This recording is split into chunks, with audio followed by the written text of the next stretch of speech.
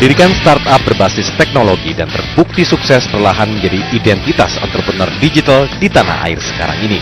Meski jumlahnya masih jauh dari banyak, perlahan kualitas startup dengan solusi berbasis teknologi kian menjamur. Di balik keberhasilan perusahaan startup berdiri, ada peran penting founder dalam menjalankan bisnis mulai dari sketsa hingga menghasilkan uang. Salah satu founder perusahaan berbasis teknologi muda dan terbukti sukses di bidangnya adalah Anton Suharyo. Sebagai founder dari developer games bernama Touch10, Anton sukses membuat 20 games dan memiliki 11 juta pengguna tersebar di seluruh dunia. Dengan revenue $200.000 Amerika per bulan dan $10.000 Amerika rata-rata omset dalam satu games. Touch10 sukses menghasilkan game sukses seperti Infinite Sky,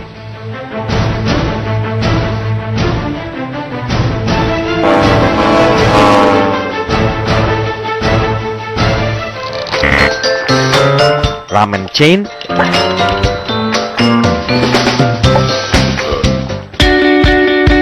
dan Teka-teki Saku. Saat ini Anton membawahi tim Touch10 dengan jumlah 35 karyawan. Sebagai pembuat games, Anton selalu berusaha menjadikan suasana kantor menyenangkan dan produktif. Sebelumnya Anton tidak pernah terpikirkan akan menjadi CEO dari perusahaan games. Bercita-cita sebagai seorang diplomat membuat Anton sekolah hingga ke Jepang untuk mengambil jurusan hubungan internasional. Namun sepertinya nasib berkata lain. Ini kuliah hubungan internasional nih di Jepang. Ini awal mulai gimana nih hingga membuat games dan membuat Touch10 ini? Iya, jadi banyak orang nanya itu sih. Jadi pertama memang cita-cita saya itu pingin jadi diplomat untuk merepresent Indonesia di UN dan segala macam, di embassy kedutaan-kedutaan. Tapi setelah saya belajar, ya ada kesempatan satu kali, mulainya itu waktu saya pas kuliah di Jepang. Salah satu co-founder saya atau adik saya juga, dia lagi kuliah di Amerika. Kita masing-masing dapat pocket money ya dari ayah, dari papa. Masing-masing $1.000, terus uang saku ya. Lalu dari situ kita kan kaget kan, tumben-tumben gitu ya dapat duit lebih. Mau diapain nih kalau saya tinggal di Jepang, dia tinggal di Amerika? Ini bukan duit kecil tapi juga bukan duit besar karena mungkin nggak nyampe sebulan udah habis lah. Gitu. Lalu kita pikir apa ya? Lalu saya lihat di CNN waktu itu satu media dia bilang ada satu orang dia bikin satu aplikasi. Aplikasinya itu cuman soundboard, jadi suara kentut. Nah namanya iFart, lalu dia jual 1,99, satu hari bisa laku $60.000 US. Dari sana satu hari itu ya? Iya, satu hari. Nah, lalu dari sana saya pikir, wah masa kita kentut orang Indonesia masa kalah sih? Saya cuma mikir gitu loh. Tidak sampai di situ, budaya Jepang ternyata memberikan efek positif bagi kreativitas Anton. Memanfaatkan popularitas budaya Jepang di dunia global menjadi landasan beberapa games, sebut saja Ramen Chain hingga Hachiko. Ladies and gentlemen, Econo Police is under attack by that genius kleptomaniac mouse girl, Kami Yuka, and her big fat robot army. Karena pada saat itu nih influence games nih banyak dari Jepang kan, rata-rata sushi, ramen itu kan. Rata-rata nih banyak lah maksudnya dari games-games yang terbaru itu yang Rockman yang kerjasama itu. Kenapa memang influence budaya Jepang ini memang kental sekali di games-games Touch10 ini? Ya mungkin bisa dibilang nggak disengaja, tapi juga karena saya tinggal di Jepang tanpa sadar jadi nggak disengaja gitu ya. Karena saya lihat Jepang itu kalau bisa dibilang adalah satu satu negara yang unik ya, di mana penduduknya nggak sebesar mungkin Tiongkok atau bahkan negara-negara seperti Amerika, namun spendingnya sangat luar biasa. Jadi dari sana saya belajar, mungkin memang taste mereka itu bagus dan bisa diterima di luar negeri. Seperti anime, komik, manga itu kan bisa dibilang mendunia. Bahkan makanan-makanannya seperti ramen, sushi dan sebagainya bisa mendunia. Jadi saya secara nggak sengaja saya berpikir bahwa kalau ada hubungan dengan Jepang, game-game ini akan jadi sesuatu yang unik yang orang bisa download sih. Jadi saya Jepang-Jepangan dengan cara seperti itu.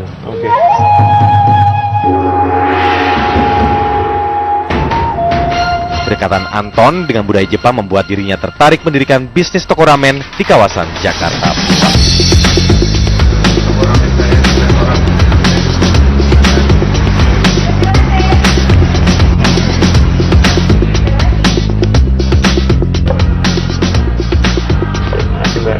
Ini gimana nih running bisnisnya dari developer game terus masuk ke bisnis ramen ini, cerita gimana? Ya sampai nggak tidur nih, nggak bercanda. Sebenarnya ya seperti banyak orang Indonesia ya, ya maksudnya kita pasti ada beberapa bisnis. Tapi kalau misal yang game itu memang itu 100% dari saya punya waktu. Jadi kalau yang ini sama satu lagi yang salon itu memang saya sebagai silent partner. Saya let my partner run the show lah gitu. Ini pendekatannya gimana nih? Ini rata-rata nih gamesnya juga banyak yang style Jepang, terus makanannya pun ramen di sini. Itu tuh gimana kaitannya nih? Apa memang ada korelasi ini sama games-games? Iya, jadi banyak orang bilang tuh saya satu-satunya orang yang punya digitalnya ramen sama offline-nya non-digitalnya ramen ya. Ramen chain ya. Mungkin karena influence waktu saya sekolah di Jepang kali ya. Banyak influence dari Jepang, banyak temannya juga Jepang. Akhirnya pas balik sini banyak orang Jepang juga akhirnya nyari-nyarinya karena teman saya nyari opportunity dengan saya gitu. Jadi seperti contohnya ramen ini dan salon itu pun juga salon pakai teknologi Jepang. Saya memang suka mempromosikan budaya Jepang lah karena istilahnya apa ya, sudah banyak dibantu waktu saya masih student di sana, belajar banyak ilmu dari sana. Saya kesini saya mencoba membawa yang baiknya Jepang, saya bawa ke sini lah gitu, melalui game, melalui ramen dan lain-lain. Pernah dibajak juga gamenya. Pernah membajak juga? Pembajak nggak pernah, tapi pernah dituduh membajak juga. Pernah dituduh membajak ya.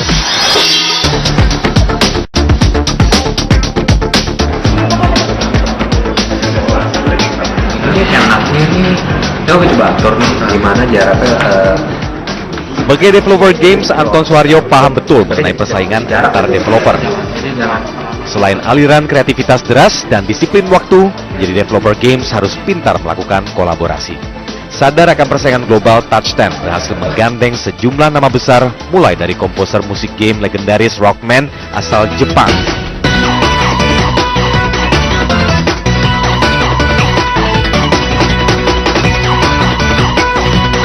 9GAG and Touch 10 hingga Games platform present 9GAG sukses bekerja sama dengan Touch 10. Shoot 'em off, slash 'em up, run 'em down. Red Dead Redemption available now. Saya melihatnya ada banyak kolaborasi ya kalau Touch 10 dari 2014 hingga sekarang nih, ada dengan sound engineer-nya Rockman, terus ada terakhir juga sama 9GAG ya. Itu memang strateginya Touch 10 nih kalau untuk di tahun ini atau seperti apa? Ya memang maksudnya berkolaborasi itu salah satu kita punya core value juga, di mana kita yakin bikin game itu nggak bisa sendirian. Jadi kalau saya bisa gambar, saya nggak bisa coding, nggak akan jadi gamenya. Kalau saya nggak bisa saya cuma bisa coding nggak bisa gambar, gamenya akan jadi biasa-biasa aja. Jadi kita sangat open dengan kolaborasi seperti waktu 9GAG. Mereka punya traffic, mereka punya user base yang bagus, mereka minta kita expertise kita di gaming, ya udah kita kolaborasi. Itu siapa approach-nya apa? Kalau yang itu 9GAG itu jadi ceritanya saya ketemu dia di satu event di Indonesia, di Jakarta. Ya ngobrol-ngobrol jadi teman di Facebook, singkatnya akhirnya dia bilang, kamu punya game kayaknya bagus ya, saya suka nih, boleh nggak kita kerjasama? Jadi dia nggak approach juga sih, cuman dia cuma menawarkan aja kayak casually seperti itu.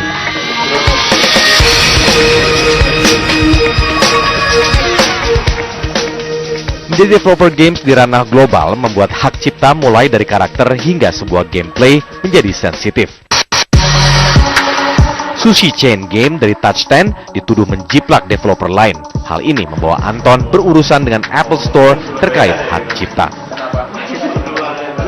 Jelasnya, game Sushi Chain harus dihapus dari toko aplikasi milik Apple, dan satu pembelajaran Anton dari masalah ini adalah terus memproduksi games sebanyak-banyaknya. Kan untuk di game saat ini banyak membajak games kan, entah itu memang diadopsi dari games-games, tapi games-games lain ada juga memang bajak plak gitu. Punya pengalaman soal bajak membajak nih? Iya, pernah dibajak juga gamenya. Pernah membajak juga? Pembajak nggak pernah, tapi pernah dituduh membajak juga. Pernah dituduh membajak ya, oke. Jadi setelah saya pernah dituduh, maksudnya Tarsem pernah dituduh, saya pernah bikin satu research, maksudnya saya cari-cari, saya konsultasi dengan badan hukum, maksudnya dengan lawyer segala macam. Mereka berkata bahwa sebenarnya copyright itu ada 3 hal yang bisa di-copyright. Satu adalah gambar. Jadi misalnya kalau saya mencuri gambarnya itu berarti saya copyright infringement. Meskipun gameplaynya berbeda ya? Meskipun gameplay berbeda atau sama. Jadi ya, gameplay itu nggak bisa di-copyright. By law, gameplay itu adalah sesuatu yang nggak bisa di-copyright. Jadi misalnya catur itu satu gameplay. Mungkin gambarnya catur atau logonya catur bisa di-trademark, bisa di-copyright, tapi permainan itu nggak bisa di-copyright. Jadi gambar, kedua adalah musik. Karena itu ada hubungan dengan scoring ya, dengan note dan segala macam musik. Misalnya saya tiba-tiba, game saya nggak ada hubungan dengan Eminem, tapi saya pakai musik Eminem, nah itu saya copyright infringement. Ketiga adalah karena berhubungan dengan tulis-menulis atau plagiat ya, itu adalah kodenya. Jadi kalau di Amerika untuk membuktikan satu copyright infringement itu, jurinya harus convince bahwa saya misalnya mencuri laptop si programmer ini dan mengambil kodenya, baru itu bisa jadi copyright infringement atau gambar dan musiknya. Jadi untuk itu, waktu itu saya pernah dituduh, dibilang katanya gameplaynya mirip, katanya susi-susian gitu. Selain menghasilkan games berkualitas, pola marketing tepat dianggap sebagai penentu kesuksesan games ketika terjun di pasar aplikasi. Untuk itu Anto memiliki cara sendiri, salah satunya dengan crowdfunding. Banyak sekarang developer game kita nih nyari uang di Kickstarter ya, mereka crowdfunding gitu kan. Ada Digital Happiness dengan gamenya Dreadout, juga ada Tinker Games juga. Anda juga berhasil terakhir kemarin itu? Atau memang itu cara yang paling efektif atau seperti apa? Kalau Kickstarter, kalau kami lihat khususnya Tarsem lebih ke marketingnya. Marketing ya. Karena lebih dimanfaatkan buat marketing ya. Lebih dimanfaatkan buat marketing. Karena terus terang sebenarnya ada funding yang nggak masuk atau nggak masuk, of course kalau ada funding kita happy ya. Kalau nggak, kita sendiri udah ada funding, jadi kita akan lakukan juga sih. Cuman kita ingin melihat intinya marketing itu kan susah. Tapi kita sekarang ada satu wadah di Kickstarter di mana biasanya itu kita sebelum rilis satu game kita nggak tahu mau ngomongnya ke siapa. Paling ngomongnya ke orang-orang kita sendiri atau family atau friends. Sekarang kita ada satu wadah Kickstarter yang orang-orangnya mantengin game-game baru yang belum rilis, dan mereka sangat vokal untuk kasih feedback. Jadi kita ambil itunya sih untuk marketingnya. Satu lagi founder startup inspiratif yang memperkenalkan pasar client to client kepada komunitas untuk masuk ke bisnis online. Kejeliannya membaca peluang ketika pasar UKM masih di jalur konvensional membuat Ahmad Zaki mendirikan Bukalapak.com. Bukalapak adalah e-commerce asal Indonesia yang dikenal lewat komunitasnya. Sejak berdiri 2010, Bukalapak sudah memiliki 190.000 penjual. Oke, ini katanya modalnya 0 nih kan, tapi sekarang investasi udah triliunan nih. Ini pertanyaan semua orang nih, kok bisa ya? Ceritanya gimana sih sebenarnya? Ceritanya itu tahun 2009 saya lulus kuliah, terus kemudian kita bikin software house kecil-kecilan, ngelayanin beberapa corporate di Jakarta waktu itu. Hanya di akhir 2009, jalan nggak lebih dari 1 tahun, kita merasa, saya dan founder CTO saya ngerasa kayaknya kita perlu bikin deh sesuatu produk yang bermanfaat bagi orang banyak, nggak cuma bagi beberapa corporate, dan juga teknologi itu kita bangun gitu loh. Bukan, menurut saya kalau project kan atau ke corporate itu kita bikin software kayak habis itu besoknya hilang gitu. Nah, kalau dengan bikin produk itu bisa lebih sustain, kita kayak bikin bangunan yang cantik, bukan cuma jadi tukang gitu loh menurut saya. Nah, waktu itu dasarnya begitu sih, dan kita milih Bukalapak juga karena opportunity-nya sangat besar Mas, karena Indonesia ini penduduknya besar, pengguna internetnya dalam 10 tahun mendatang dari tahun kita berdiri itu kemungkinan akan huge, mungkin bisa ratusan juta, dan kemungkinan juga online shoppernya juga akan meningkat gitu. Menghabiskan waktu mendesain Bukalapak membuat Zaki tidak memiliki banyak waktu untuk bersenang-senang. Meski demikian, itu semua dijalani dengan semangat sukacita. Sama lu aja kali ya. Ini nih kalau buat startup nih menyita masa muda lah, orang-orang pada senang-senang jalan-jalan ke mall gitu kan, atau mereka senang-senang masa muda, kita coding gitu kan dalam ruangan sibuk gitu kan. Anda setuju dengan itu? Senang-senang perlu lah. Tapi senang-senang saya udah banyak di SMA sih. Masa-masa SMA, masa gila gitu. Terus di kampus saya banyak di kamar dan di kampus. Jadi balik-balik tuh. Jadi di depan komputer sering, terus bikin Bukalapak juga. Saya ingat betul waktu itu masih bangun jam 7 pagi, bangunnya dari kantor. Dari tidurnya di kantor, bangun jam 7 pagi, terus fokus di Bukalapak, terus malam keluar ya makan. Kantor kita waktu itu deket PIM di mall. Jadi kalau weekend ke PIM cuma lihat-lihat doang bisanya. Habis itu balik lagi refreshing aja.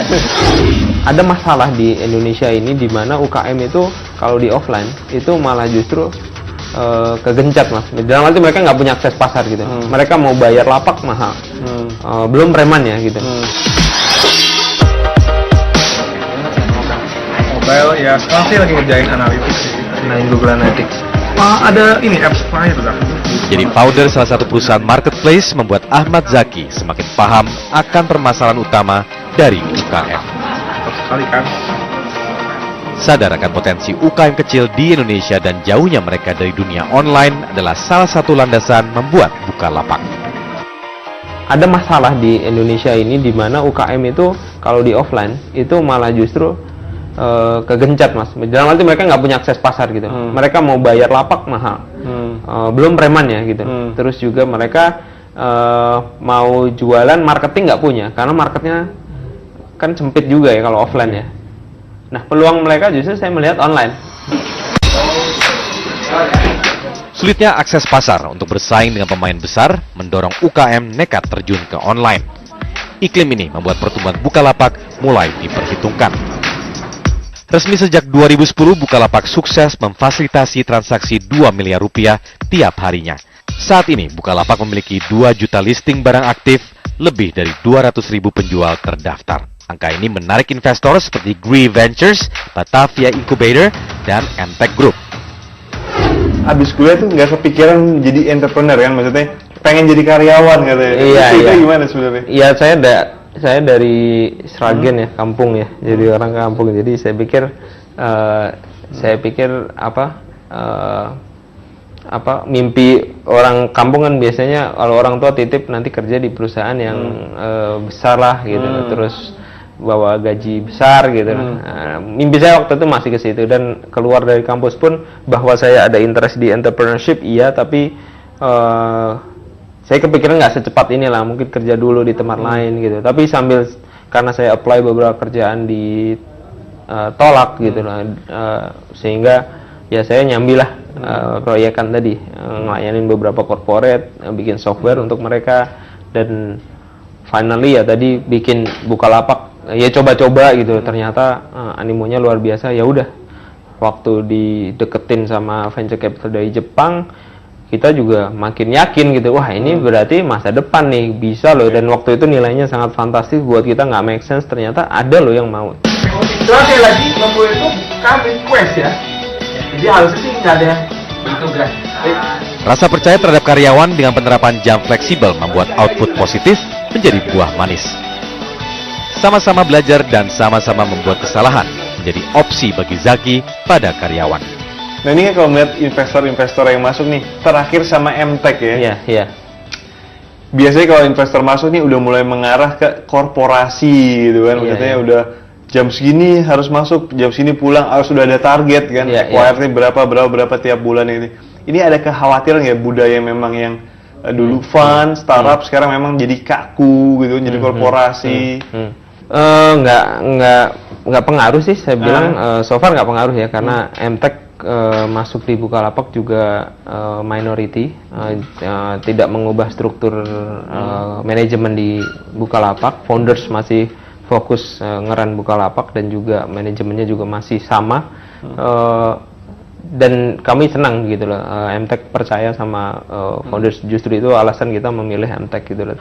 Kita so far masih believe sama sistem yang fleksibel. Kami percaya bahwa teman-teman atau tim di Bukalapak itu semua bisa dipercaya, moralnya baik-baik, terus juga mereka kreatif gitu loh.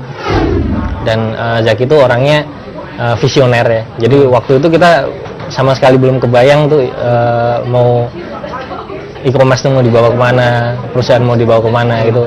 Dan Zaki yang tahu itu gitu. Jadi dia udah ngelihatnya udah 5 tahun ke depan, 10 tahun ke depan seperti itu. Dia itu tipenya pemimpin, bukan sekedar bos saja, hanya menyuruh. Dia juga dia juga paham keinginan bawahan. Lalu dia kurang percaya terhadap intuisi atau hal-hal yang non saintis. Dia lebih percaya terhadap data-data. Jadi kalau kita mensuggest sesuatu, dia pasti minta datanya apa atau sumbernya dari mana. Ramainya ranah pasar online membuat persaingan pada platform marketplace semakin sengit. Belum lagi masuknya investor kakap membuat kualitas dalam rangka penetrasi hingga edukasi pasar semakin bergairah. Sayangnya, pekerjaan rumah masih banyak. Gemarnya masyarakat dalam berselancar di sosial media membuat lapak marketplace menjadi nomor 2 di mata mereka. Kalau melihat tuh pemain-pemainnya banyak banget. Ada Tokopedia, ada Bukalapak, ada macam-macam lah kalau untuk Indonesia nih. Saya melihat nih, sekarang sudah bertanya, ini pemenangnya yang mana nih nanti ke depan nih? Atau jangan peta persaingan ini nih di luar malah kayak Facebook atau Instagram malah persaingan sebenarnya ini, persaingan sebenarnya. Iya. Ada melihat gimana? Repotnya ya ini tantangan di Indonesia ya. Tantangan di Indonesia ini karena e-commerce datang di saat yang bersamaan dengan tren lain seperti Facebook, Twitter, terus kemudian baru-baru ini Instagram, belum Pet, BBM, WhatsApp gitu. Jadi kita diserbu sama platform-platform dari luar yang itu jauh-jauh lebih reliable, capitalnya banyak, terus juga orang-orangnya hebat-hebat kan, orang Silicon Valley gitu loh. Terus juga skalanya besar sekali gitu loh. Buat kompetitor-kompetitor, buat saya kompetitor ini justru malah partner, dan yuk kita bareng-bareng kerjasama, jangan malah saling hajar-hajaran untuk membentuk mengedukasi market Indonesia gitu, supaya mereka bisa mau loh belanja online gitu loh. Dan belanja online harusnya nggak di sosial media sih menurut saya sih, harusnya di platform-platform e-commerce yang spesifik. Salah satu strategi Bukalapak untuk memenangi pasar UKM adalah dengan membangun ekosistem komunitas. Meski butuh effort besar untuk merangkul, namun cara ini dianggap efektif oleh Zaki dan Bukalapak. Bukalapak nih fokusnya UKM gitu lah. Dan itu viral ya ke komunitas lain. Itu viral, happening banget. Sampai sekarang pun happening, terutama di Batu Permata ya. Sekarang booming banget. Jadi ya itu buah ketekunan kita lah, membangun customer base ya. Tapi efeknya ke virality tadi dan community salah satunya gitu lah. Apa ini? Meski perjalanan masih jauh, dua founder ini terbukti sukses memberikan sentuhan berbeda pada ekosistem startup. Rasa percaya terhadap tim dan belajar dari pengalaman membawa mereka pada kesuksesan di tengah kerasnya ekosistem digital tanah air.